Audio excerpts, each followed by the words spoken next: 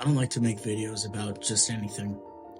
I'm not one of these hyper-energetic YouTubers that can just wake up and shit out clickbait for thousands of views. I want to make real videos that appeal to real people, like me. And I hope you can tell that this is one of them. I've driven this car for more than 2 years, and in that time, accumulated over 60,000 miles. She's been driven on 2 different continents, on the track and on the street, in the dry and in the wet. I've spent thousands of dollars in modifications and spent countless hours researching, planning, creating, and scrapping ideas about what to do next to her. And one thing that has bugged me from the start and continues to bug me to this day is this one question. Am I driving a poor man's Ferrari? No, this isn't a Ferrari. It's an Alfa Romeo. It says so on the back. However, the Giulia was designed by a team of Ferrari engineers from the 458 Speciale. I mean, just look at it. It has Ferrari written all over it, from the aggressive but sensual lines to the swooping dash and interior. Now, I know there's some people here who are just absolutely itching to get into the comment section, but hear me out.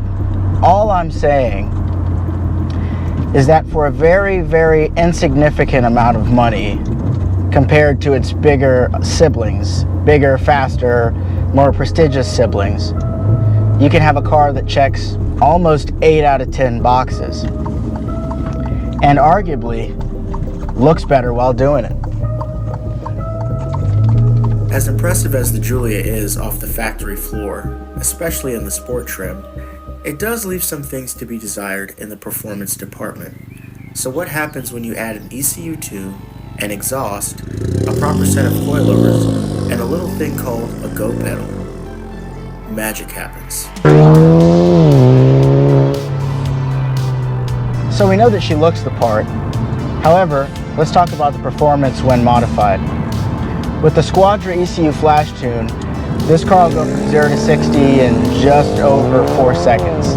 I know that because I've done it many times.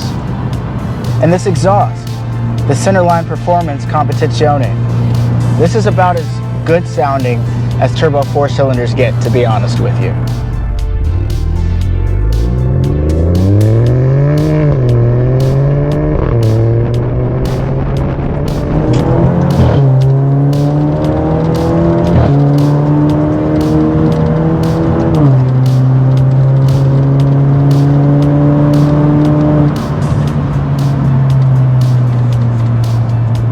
The next thing on the list is going to be the KW coilovers. I've talked about these a million times and I'll talk about them a million more. The confidence in the grip is just absolutely awe-inspiring.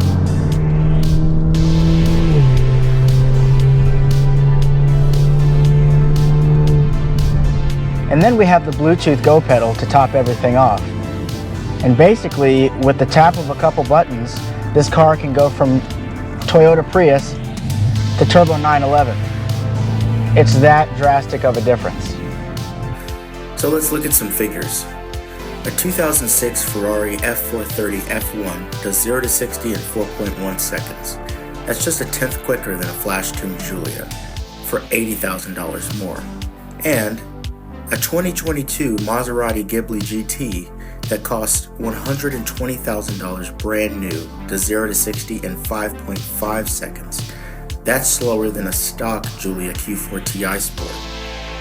Where else are you going to buy an Italian car designed by Ferrari that can even get anywhere close to these figures under $30,000? So, did I answer the question? Is a modified Alfa Romeo Giulia a poor man's Ferrari?